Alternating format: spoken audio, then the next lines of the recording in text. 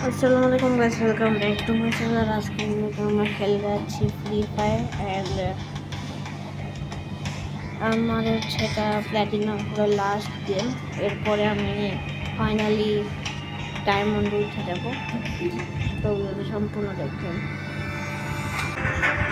তো রিসেন্টলি আমি অনেক ক্লক টাওয়ারে নামি, তো ক্লক টাওয়ারে নামবো। এর আগের গেমে আমি 70-এর মতো ক্লাস করছিলাম অ্যান্ড আমি ছিলাম বাস 10-15 মতন রয়ে গেছে বাস পয়েন্টের। আস্তে আস্তে আস্তে পুরো দেখতে রিভলভার ভাই ওই না রিভলভার পরে আরে বাহ বুইয়া করবো সব পাইছি বাস ইভেন্টটা কখনো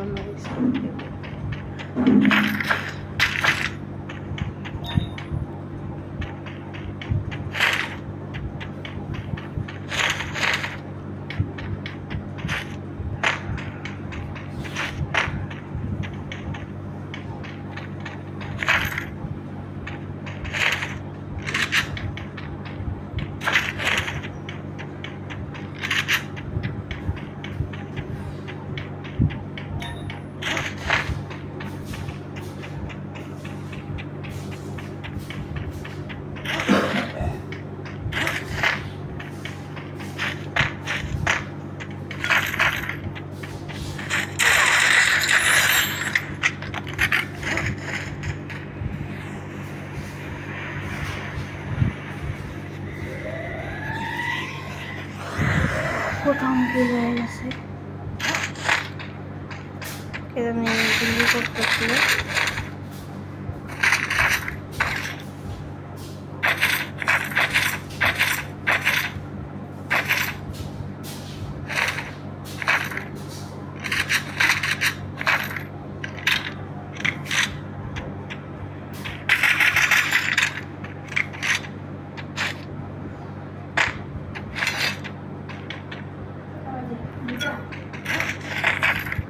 ভাই পুরো ওপেন গেছিলাম।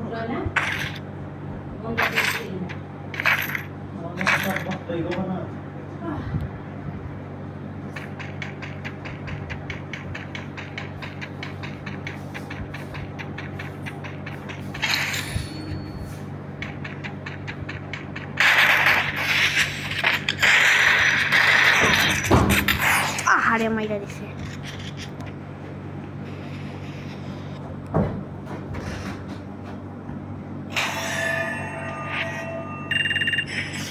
Duro 12 minutos.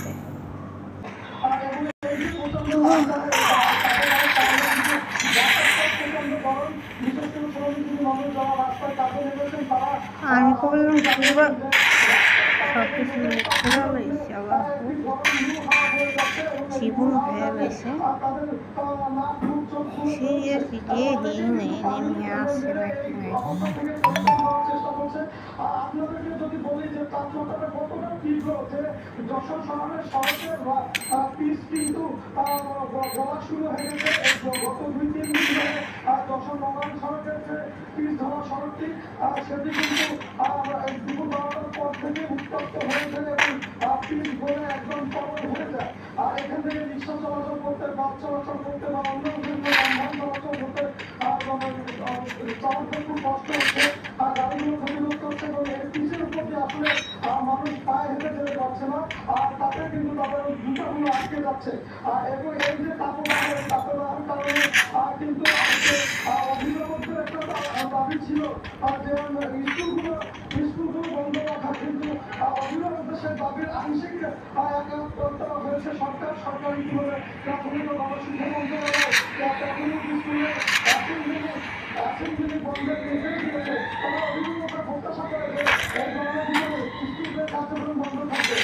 আপনার নগর গণের খবর জানতে আমরা চলে যাচ্ছি নগর সদর নিচে আছে জোন সিং করতেছে, গেম ব্ল্যাক করতেছে।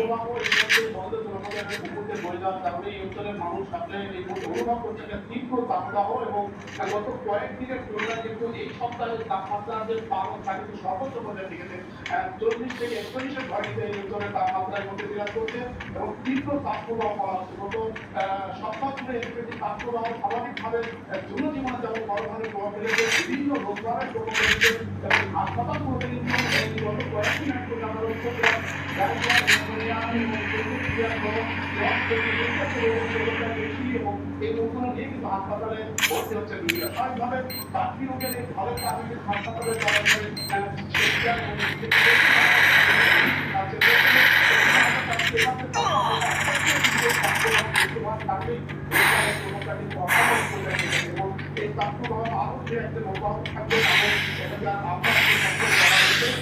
আরেকটি বিষয় আমরা লক্ষ্য করছিলাম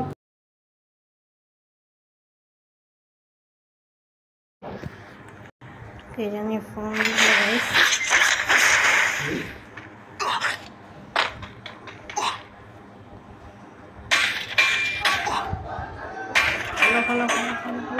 পালা আসো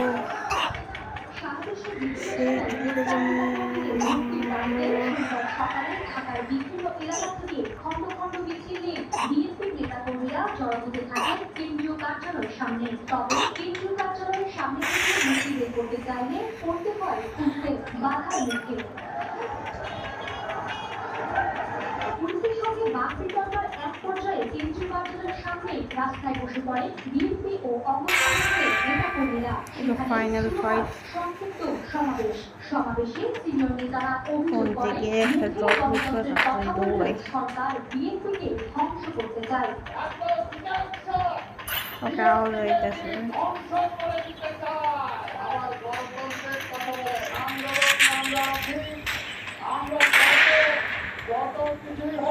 গ্রেপ্তার নেতাকর্মীদের মুক্তির দাবি জানিয়ে বিএনপি নেতারা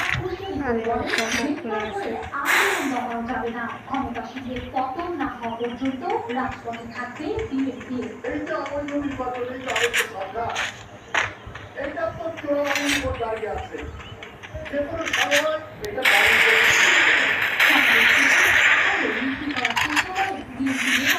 পুলিশ বলছে অনুমতি না থাকার জননিরাপত্তা বিবেচনায় মিছিল করতে দেওয়া হয়নি।